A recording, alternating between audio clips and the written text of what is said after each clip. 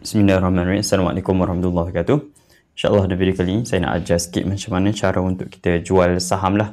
Okay, so siapa yang tak tengok lagi cara nak beli, boleh tengok balik video YouTube saya sebelum ni. Saya ajar macam mana cara nak beli saham.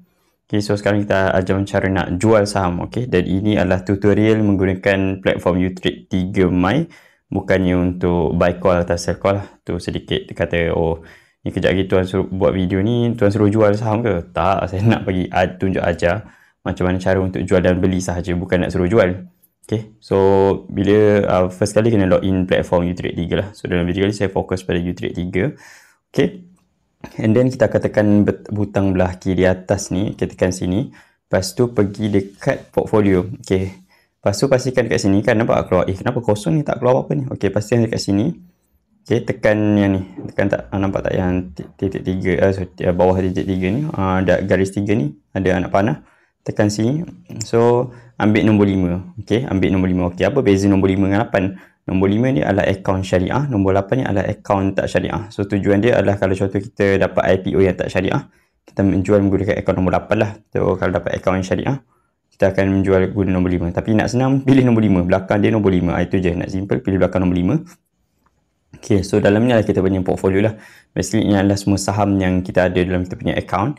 Okay, so kalau kita dah beli saham sebelum ni ataupun dapat IPO, should be dia akan ada dalam ni lah. Okay, alright.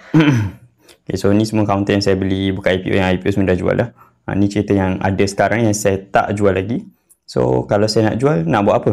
Okay, sekarang ni katalah saya ambil Aquawalk Okay, ingat kita ada Aquawalk in KSL. Okay, saya nak ambil Aquawalk sebagai contoh hari ni. Okay, so Aquawalk kita tengok pada yang penting kuantiti. Lepas tu last ni harga last lah, average price, harga yang saya beli secara purata ni, ini harga dia 0.356. Semua yang penting ni ya, kuantiti yang penting. Okay, kita kena ingat kuantiti. Okay, so bila kita nak jual, kita tekan Aquawalk. Okay, kita ada 12,000 unit, kita tekan Aquawalk. Okay, and then kita tekan sell.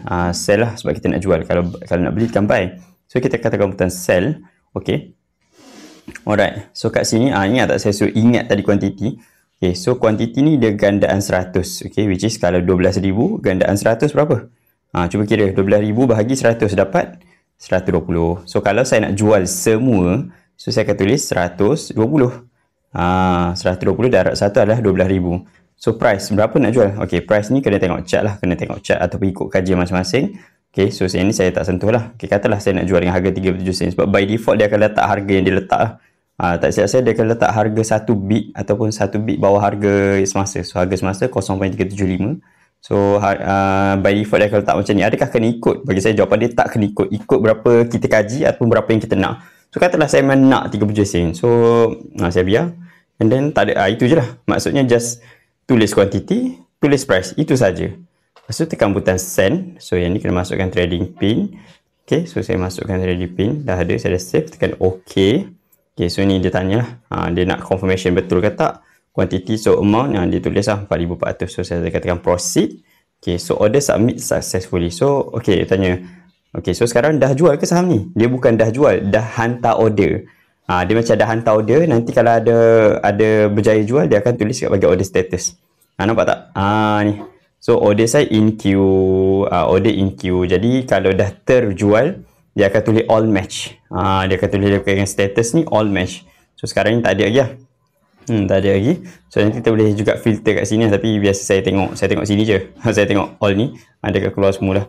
So selagi mana dia tak all match, so memang saham ni takkan terjual lah. So pastikan lepas kita dah set order tu, kita at least tengok jugalah. Dia tak adalah nak kena tengok 24 jam ke, nak tengok setiap minit setiap saat ke? Tidak lah, kena tengok setiap minit setiap saat. Tapi tengoklah selang 10 minit ke 5 minit. Sebab kita takut tak terjual ke apa kan. Tapi bagi saya tak perlu macam nak kalut sangat. Kalau kita dah set, saya akan biar je. Sebab yang penting kita dah kaji.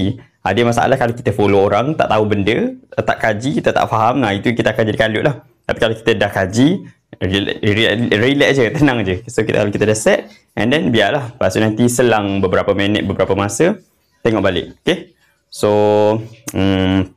tu je kot. Faham tak? Okay, so sekali lagi itu je lah. Kalau tak ada persoalan, itu saja. Sekiranya ada soalan boleh tanya. Okay, so assalamualaikum warahmatullahi wabarakatuh.